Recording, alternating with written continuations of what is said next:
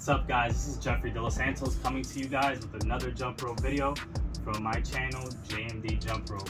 And in this video, we're going to go over a common question that I received from a lot of my followers on TikTok and on Instagram and even here on YouTube, which I try to answer for a lot of people, but it's very hard on these social media platforms to just leave a comment. So I decided, you know what, let me make a video for you guys so you guys can have a more in-depth answer on this question, because in my opinion there is no cut and dry answer to this question, and I'm gonna let you guys know in just a second why. But before I go ahead and get into the video, if you guys are interested in asking me any questions about jump roping and you want me to make a video on it, you can always leave a comment down below in this video, or you can even visit my social media sites, which you can find in the description in my video, so that you guys can see more of my jump rope content. Okay, but moving on to the question that I get from a lot of my users on my social media platforms.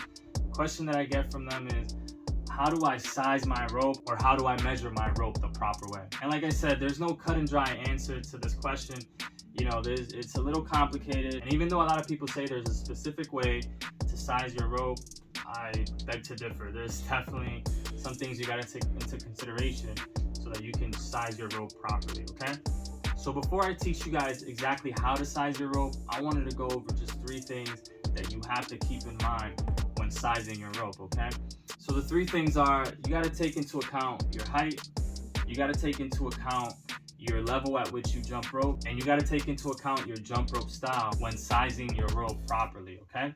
So as for me, I'm 5'7", and because I'm 5'7", I do have to size my rope a little shorter, you know, as opposed to someone who's 6'2", 6'5", you know what I mean? So that is one thing to take into account. Also, as far as my jump rope level, someone who's more of an expert will size it a little shorter in comparison to someone who's a beginner.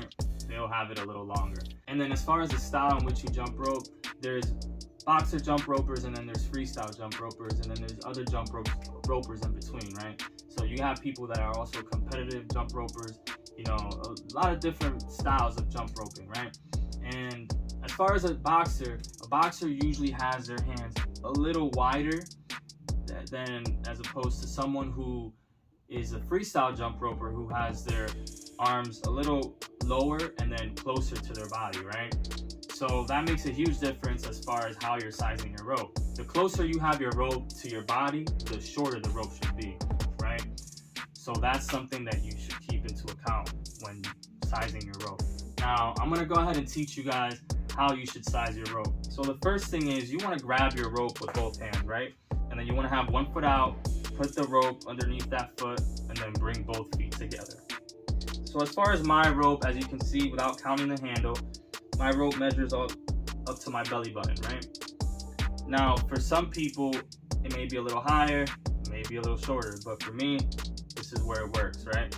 Now, the reason why I have it so short is because I'm a little more of an expert. I like having my arms a little close to my body, so that's why mine is shorter.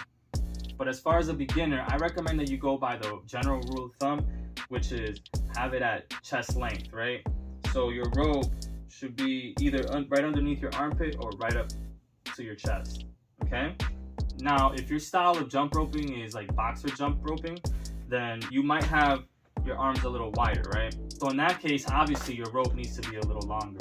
I would say once you start getting better at jumping rope, and then you start adjusting to a certain style of jumping rope, you should try to feel it out and adjust it to what you feel is most comfortable for you. Because at the end of the day, there is no right or wrong answer as far as how you size it. As long as it's comfortable for you and you can land the tricks that you're trying to land and you can jump rope consistently, then you should keep the size of the rope in which you have it, right? Now, when you're trying to size your rope, for most ropes, it's simply just a matter of taking this apart or just taking off the cap, whatever your rope has. This rope doesn't have a cap, it just has like an opening on the end of it, and then it has this thing right here where you just detach it from the rope by taking this little clip off the top, taking the whole thing off, and then cutting it. Some ropes you might be able to just shove the end of the rope in there and make it, you know, make it shorter. But as far as this rope, I had to cut the rope a little bit, you know, so just keep in mind, once you cut the rope, that's it, staying at that size, right?